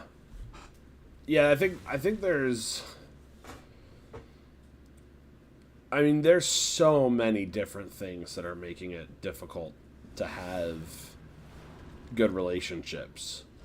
But if we've got the wrong model, it's extra hard, And I don't think so. Like, here's the idea. Here's the thing: the idea of like romantically bonded, like for life kind of like style of relationships. I don't think people often realize just how new of a concept that is.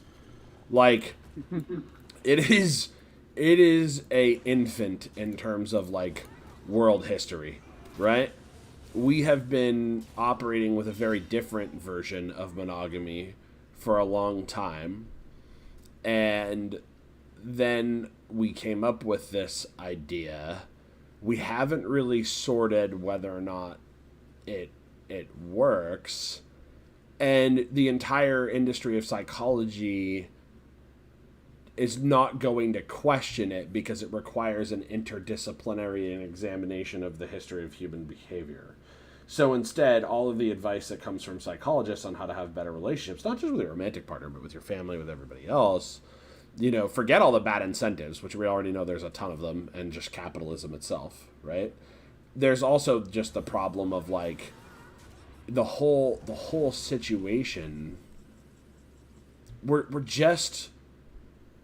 We're bound to screw this up.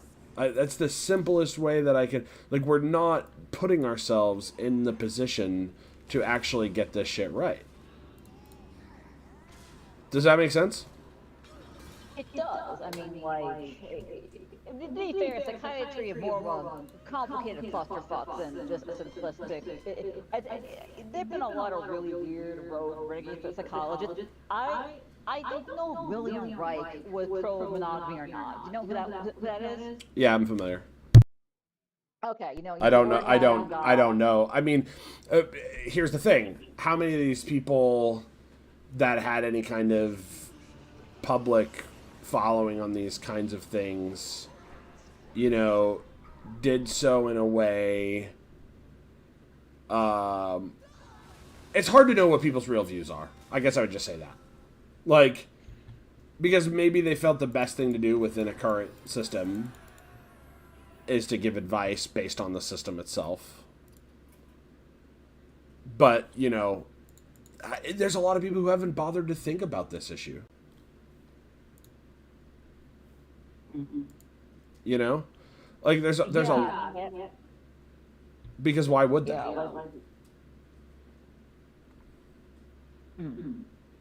I'm trying to think, because, like, I think people who haven't either thought to think about it, or else they're just, like, they don't want to change their life. Like, they got comfortable where they are, and they're just, like, for better or for worse, it's like, okay, this is normal now. Yep. Yeah, or they're also just, like, I mean, like, I mean, it's honestly kind of interesting because, like, there was a lot of polyamory in, like, the gay culture of the 1970s and 80s and 90s, especially, and also present day. But, like, more gay men, less so gay women. I mean, there actually was, like, a recent major picture about, I think it called Struple, was it what it called? It was like about, I forget what it or what it called, Bros. There was like a basically a major motion picture involving a gay male Struple that hit theaters. I didn't actually see it in person because I think getting over COVID when when it was out, and I also like, they had a gay male sex scene in it, and I just don't want to personally see that. No offense, it's like I might stream and pass, and if I stream, I might just like pass through it very quickly, but I don't want to see that. It's not appealing to me. Um, but like it did actually hit major motion pictures, and it wasn't a straight couple. But there actually was a kind of interesting dynamic in the 1950s of the bar culture of lesbians, where they had very Hold on. strict like rules of engagement and very strict gender, where they had the butch and femme in the bar context, and if you were not strictly butch or femme, you were something called kiki, which is basically a major insult.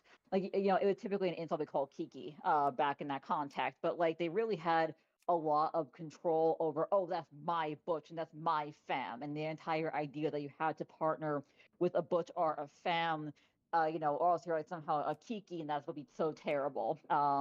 And it just like it did just kind of stand out to me how toxic a lot of these like relationships can be, because it is difficult to be a celibate person and have a strong support network if those around you are getting married and then leaving you to go, spend more time with their controlling partner. So it really does impact things beyond just the people who are, tied down to the Thank non-monogamy. you. Thank you. Thank you. Thank you. That is my whole point, is that so much of these norms make people feel like that they have to devote all of their time to this one person, and the rest of their social structures be damned. And we wonder why there are no clubs anymore. And I don't mean like dance clubs. I mean like people don't have club style membership groups or like things that they want to be a part of. Like there's no, you reach a certain point of adulthood and it's like, where can you go for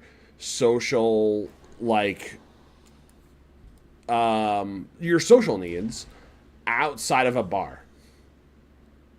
Your answers get pretty limited pretty quick, in terms of what the average person is going to find. And that's because nobody has any time to do any of these things or to organize these things. And the more time they decide to do it, it's always some kind of negotiation with their partners. Like, that's a pretty negative impact on the overall social order that I don't think people talk about nearly enough. Oh yeah. Also, like in terms of like domestic abuse as well, it's that like a lot of women actually burn out in marriages because they have the bulk of the emotional labor, the managerial labor without the credit for it. So the man is a household leader, but the actual manager, doing the actual work is oftentimes the wife, because the man gets to claim the prestige of being the leader when actually the managerial tasks all fall on the woman, who get degraded for doing them. And you know, so not only is there a typical restriction of monogamy, which may be, like possible, not so deep sexuality, like limited platonic relations, but you also have like the labor of like, basically having a man who cut off a lot of his friends and having to be his everything, including unpaid domestic service, really, makes the spark of life kind of die out, to say the least. There also is the issue of abusive partners love to isolate their victims. You know, where, because like for a lot of women, the thing that they really have partners who really try to put a damper on their friends, or sometimes friends will tell a woman, hey, the guy you're dating creeps me out, and if you're gonna keep dating him, I'm gonna go for my own fucking safety, which is no judgment there. Sometimes you gotta do that. But like, toxic monogamy culture really and normalizes it and makes it more covert and romantic to not see the beginning steps of some serious fucking abuse where you can end up homeless after the relationship is over due to it.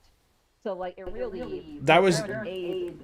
I was in such a relationship. That's part of where my views come from on this. Like that was literally like the situation with me and my ex-wife.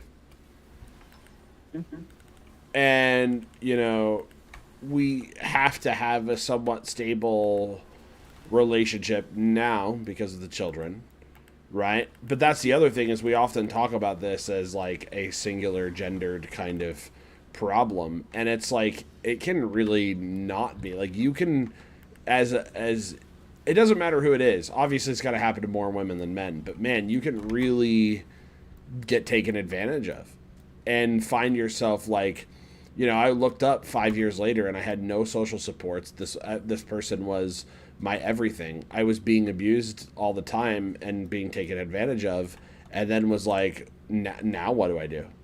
You know?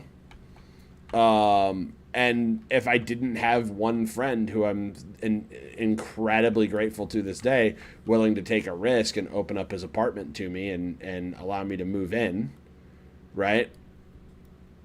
Like I would have been in some real trouble there.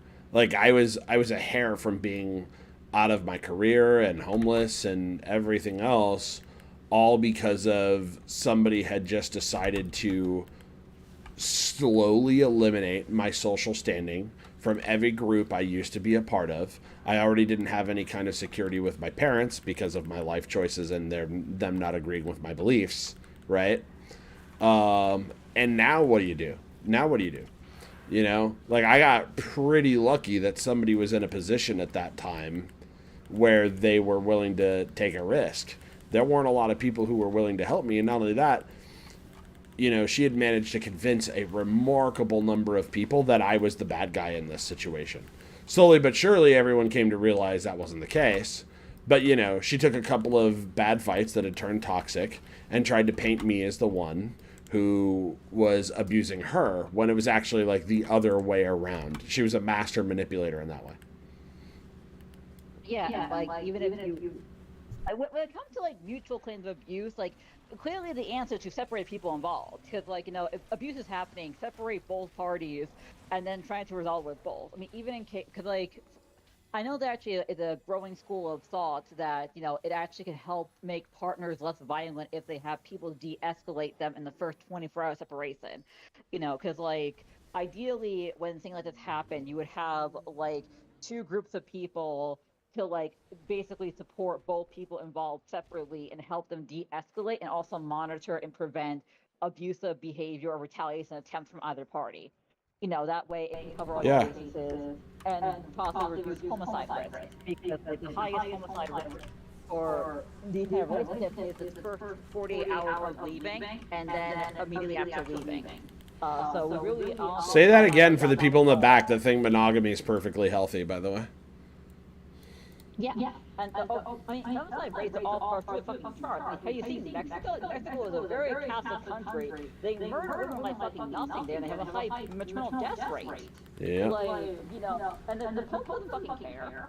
Like, the Catholic Church does not fucking care when they're being fucking, you know, systemically murdered and brutalized by both husband and cartel. Like, you know, they literally have to turn to La Santa Morte to have any, like, you know, any religious, like, you know, certification of this, because the actual mainstream church has utterly abandoned them and still promote monogamy and childbirth without, you know, in very painful ways at being the way, despite literally killing women. I mean, Andrea Dworkin literally had a quote saying, childbirth is glorified not to bring new life, but it's paraphrased, basically says childbirth is glorified to kill women.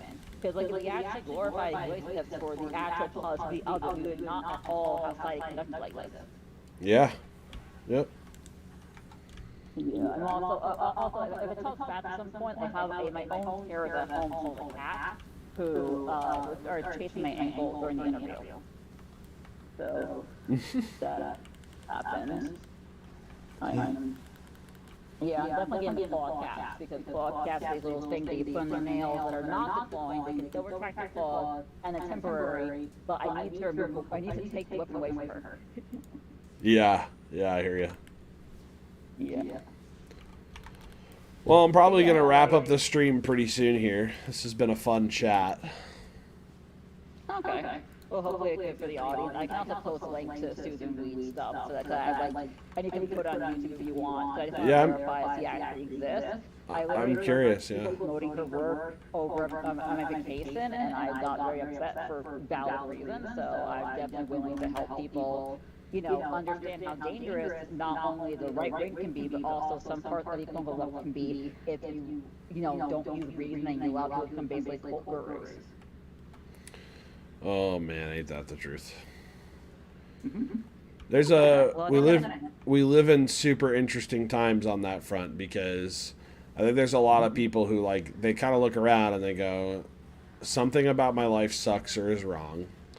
Who's got answers? And unfortunately, because social media incentives are so bad, the people who seem to have answers are just the people getting popular on social media.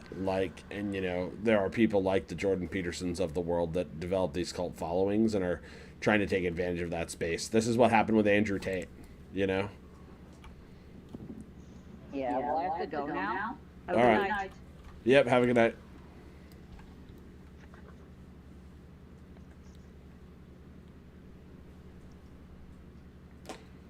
Well, that was fun. Got a new person in the chat. Xlay Slays. Thanks for stopping by and saying hi.